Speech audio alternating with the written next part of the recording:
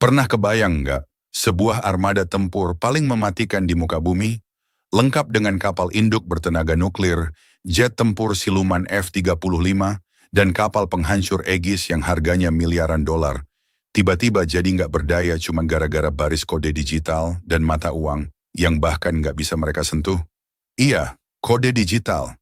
Donald Trump baru saja menarik pelatuk yang dia pikir bakal menghancurkan ekonomi Iran. Tapi ternyata peluru itu malah memantul dan menghantam jantung ekonomi Amerika sendiri. Selamat datang di krisis Selat Hormuz 2026, di mana tangki bensin kendaraan bakal jadi saksi bisu runtuhnya sebuah hegemoni yang sudah bertahan selama 8 dekade. Nah, sebelum kita bedah lebih dalam lagi, ada baiknya kamu tekan dulu tombol like dan berikan pendapat kamu di kolom komentar. Interaksi kamu sangat membantu agar informasi penting seperti ini bisa menembus algoritma dan menjangkau lebih banyak orang yang peduli dengan masa depan geopolitik kita. Oke, mari kita bedah pelan-pelan. Pada Maret 2026, setelah ketegangan geopolitik yang melelahkan antara blok Barat dan Timur mencapai puncaknya, Iran melakukan langkah ekstrem yang belum pernah terpikirkan sebelumnya. Mereka secara de facto menguasai Selat Hormuz, jalur yang dilewati 20% pasokan minyak dunia. Tapi uniknya, mereka nggak cuma pasang ranjau laut atau patroli kapal cepat yang berisik. Garda Revolusi Iran atau IRGC melakukan sesuatu yang jauh lebih canggih dan sistematis. Mereka membangun apa yang disebut para analis sebagai gerbang tol finansial digital paling mahal di dunia. Setiap kapal yang mau lewat selat itu wajib setor data manifest kargo, daftar kru, hingga tujuan akhir lewat portal digital mereka. Kalau lolos screening, kapal tersebut wajib bayar upeti atau biaya transit sebesar 2 juta dolar per kapal. Nah, disinilah letak bom waktunya. Iran menolak mentah-mentah mata uang dolar Amerika. Mereka cuma mau terima yuan Cina dan Bitcoin. Trump yang mendengar ini jelas langsung meledak. Dia nggak mau kelihatan lemah. Dalam pidatonya yang menggelegar, dia mengumumkan sebuah kebijakan yang dia pikir bakal jadi langkah skakmat. Blokade total. Perintahnya ngeri. Angkatan Laut Amerika akan mengejar, mencegat, dan menyita setiap kapal di perairan internasional yang terbukti sudah membayar upeti ke Iran. Trump bilang, kalau kamu bayar musuh kami, kamu adalah musuh kami. Kedengarannya gagah kan? Kayak film aksi Hollywood yang biasa kita tonton. Tapi tunggu dulu, mari kita bedah pelan-pelan. Kenapa ini adalah blunder terbesar dalam sejarah modern Amerika. Trump mencoba pakai cara diplomasi kapal perang abad ke-20 untuk melawan infrastruktur finansial digital abad ke-21. Ini ibarat kamu mencoba mematikan koneksi internet di sebuah rumah, pakai palu godam. Kamu bisa hancurin routernya, tapi datanya sudah keburu lewat di kabel bawah tanah. Nggak nyambung sama sekali. Mari kita masuk ke simulasi teknisnya, supaya kamu paham betapa frustrasinya Pentagon sekarang. Bayangkan sebuah kapal supertanker raksasa milik perusahaan pelayaran internasional yang membawa 2 juta barel minyak mentah. Sebelum kapal itu mendekati Selat Hormuz, mereka sudah melakukan transaksi digital di kantor pusat mereka. Duit senilai 2 juta dolar itu dikirim dalam bentuk yuan melalui Bank Kunlun di China. Transaksi ini menggunakan sistem CHIPS, Cross-Border Interbank Payment System, sebuah jalur pembayaran rahasia dan mandiri yang dikembangkan China untuk menyaingi SWIFT milik Amerika. Karena CHIPS beroperasi di luar kendali Amerika, Departemen Keuangan Amerika nggak bisa lihat transaksinya, nggak bisa blokir duitnya, dan nggak bisa kasih sanksi ke bank pengirimnya. Begitu transaksi selesai, Iran sudah memegang yuan itu di rekening bank mereka yang aman di Beijing. Duit itu sudah dikonversi jadi barang, senjata, atau pangan sebelum kapalnya sampai di selat. Lalu, begitu kapal itu keluar dari selat ke perairan internasional, kapal penghancur Angkatan Laut Amerika datang dengan gaya heroik dan menyita kapal tersebut sebagai hukuman karena telah membayar upeti ke Iran. Tapi masalahnya, duitnya sudah aman di Teheran. Amerika mungkin bisa menyita fisik kapalnya, tapi mereka nggak bisa mengambil kembali yuan digital yang sudah pindah tangan. Hasilnya, perusahaan pelayaran kehilangan kapal senilai $200 juta beserta isinya, tapi Iran tetap kantongi duit upetinya. Cina, mereka makin kaya karena semua orang sekarang terpaksa pakai infrastruktur perbankan dan mata uang mereka. Ini bukan cuma soal uang keamanan, ini adalah pembuktian di depan mata dunia bahwa dolar bukan lagi satu-satunya raja yang ditakuti. Strategi Trump justru membuktikan kalau dolar sekarang punya kelemahan fatal. Dia bisa disita, tapi dia juga bisa dilewati. Mari kita bicara soal angka yang lebih gila lagi, biar kamu tahu seberapa besar skala kekalahan ini. TRM Labs, sebuah lembaga analisis blockchain, memperkirakan kalau sistem tol Iran ini bisa menghasilkan $20 juta per hari cuma dari tangker minyak. Kalau kita hitung kapal LNG dan kapal kargo lainnya, Iran bisa kantongi sampai $800 juta sebulan. Itu duit tunai segar yang langsung masuk ke kantong operasional militer mereka, tanpa bisa dihentikan sedikit pun oleh sanksi ekonomi Amerika. Kenapa? Karena nggak ada bank koresponden Amerika yang terlibat, nggak ada pesan SWIFT yang bisa dipantau satelit intelijen, dan nggak ada titik intervensi fisik. Uangnya bergerak lewat kabel fiber optik, sementara kapal perang Amerika cuma bisa mondar-mandir di atas air tanpa bisa berbuat apa-apa selain marah-marah lewat radio. Sekarang perusahaan pelayaran global dikasih pilihan yang mustahil oleh Trump.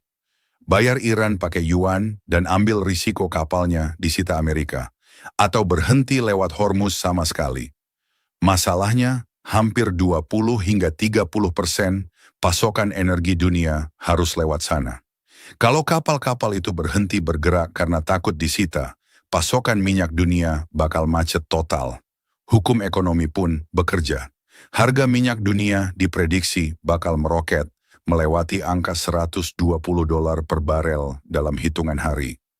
Di Amerika sendiri, harga bensin di pompa-pompa diprediksi bakal melejit sampai $5 atau $6 per galon. Trump niatnya mau nyekik leher Iran, tapi tangannya malah nyekik dompet rakyatnya sendiri yang mau berangkat kerja atau antar anak sekolah. Tapi tunggu, ada plot twist yang lebih menarik lagi. Mari kita lihat dari kacamata Beijing. Cina itu mengimpor lebih dari 80% minyak dari Iran, dan hampir semuanya sekarang diselesaikan pakai yuan. Dengan ancaman penyitaan dari Trump, Amerika sebenarnya baru saja mengumumkan perang terhadap keamanan energi nasional Cina. Dan Cina bukan negara yang bakal diam saja kalau tabung oksigen mereka diganggu. Sekarang Cina punya alasan hukum internasional yang sangat kuat untuk mengerahkan angkatan laut mereka, PLA Navy, guna mengawal tanker-tanker tersebut. Bayangkan skenarionya, kapal perang Cina berlayar berdampingan dengan tanker minyak, menantang blokade Amerika. Kalau Amerika berani menyita, itu artinya perang terbuka antara dua kekuatan nuklir. Kalau Amerika diam saja dan membiarkan mereka lewat, itu artinya hegemoni militer Amerika di laut internasional sudah resmi tamat. Cina bakal tampil sebagai pahlawan pelindung perdagangan bebas, sementara Amerika bakal dicap sebagai bajak laut yang mengganggu stabilitas energi dunia.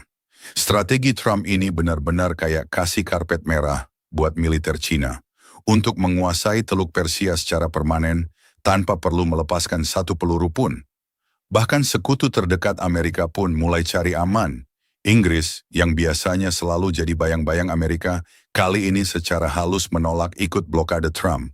Juru bicara pemerintah mereka bilang kalau mereka lebih pilih kerjasama dengan Prancis, Jerman, dan Spanyol untuk membangun koalisi sendiri yang fokus pada kebebasan navigasi, yang netral.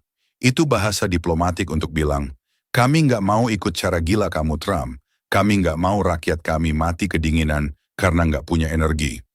Eropa sekarang sadar kalau bergantung pada payung keamanan Amerika, itu berisiko tinggi. Prancis sekarang malah makin kencang bangun reaktor nuklir, Denmark dan Jerman makin agresif bangun ladang angin Bornholm.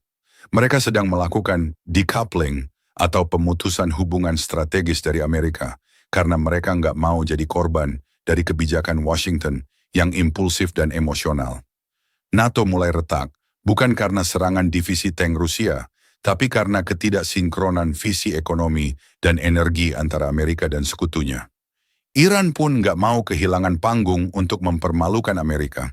Ketua parlemen mereka bahkan mengunggah foto papan harga bensin di Washington yang sedang melonjak tinggi dengan caption yang sangat provokatif. Nikmati harga sekarang, karena sebentar lagi kamu bakal kangen harga $4. Salam dari Hormuz. Ini adalah perang saraf di mana Amerika terjebak dalam perangkap ego yang mereka buat sendiri. Kalau kita tarik mundur sejarah, pola ini sebenarnya bukan hal baru, tapi Amerika seolah nggak mau belajar. Ingat krisis Venezuela tahun 2018 sampai 2024? Waktu itu Amerika memblokir akses Venezuela ke sistem finansial dunia. Hasilnya, bukannya menyerah, Venezuela malah pindah total ke transaksi yuan dan mulai pakai mata uang kripto seperti USDT untuk menjual minyak mereka ke Cina.